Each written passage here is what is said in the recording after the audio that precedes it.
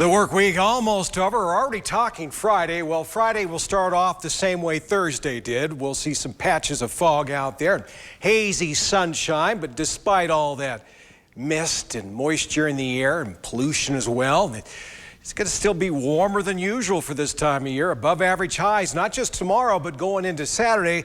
Then we'll start to see the wind pick up. We haven't had much wind lately, and that will be the case for the next 24 to 36 hours. But come Saturday night into Sunday, the wind will increase. We'll call it gusty at times, with a chance of snow showers, maybe as early as late Saturday night. Certainly the best chances of snow will come Sunday morning. So some changes out there, at least for part of the weekend. And we've seen the air change from bad to worse yet again, at least in Bear Lake Valley. We had a dense fog advisory out for earlier today for this morning. Well, National Weather Service has issued another one for tonight through mid-morning tomorrow for all of Bear Lake Valley, from just Georgetown all the way down to the Utah border. When we're talking dense fog, that's visibilities of less of a quarter of a mile or less out there. That will slow you down. So make sure you use those fog lights or your low beams. Don't use the high beams. Use the low beams or fog lights if you got them, and always drive slow in the fog, that's for sure. As we zoom out, the reason why we got the fog and the haze out there, high pressure.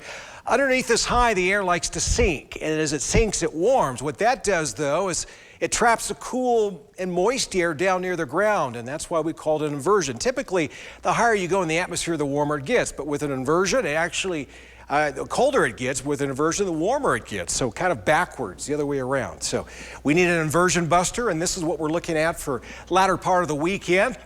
Certainly some wind, if anything. That wind will be enough to mix that inversion out, and we'll get rid of that fog and haze out there. But in the meantime, we have some patchy fog, especially on the west side of Pocatello. The farther west you go towards the airport, American Falls area, the more likely you'll see that fog out there.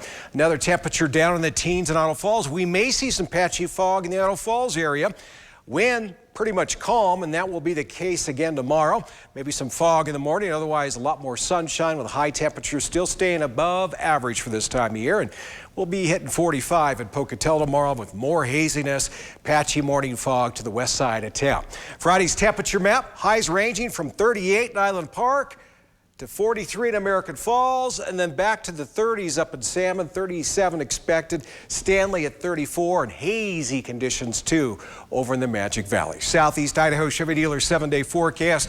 Take a look. Saturday, partly sunny, almost 50, still warmer than usual. Then it all starts to change. That wind kicks in Saturday night into Sunday. Chance of snow showers. Idaho Falls, same thing. We'll get rid of the inversion, get rid of that potential some patchy fog out there, and then the wind. Boy, it's going to get cold next week, certainly colder than this week, with a chance of snow lingering into Monday for Rexburg. So not only the possibility of snow Sunday, but we could get it 2 days in a row. I think if we get snow in Blackfoot, it would be late Saturday night into Sunday. Teton area, snow Sunday, chance of more snow on Monday with highs only in the 20s. We're back down in the single digits.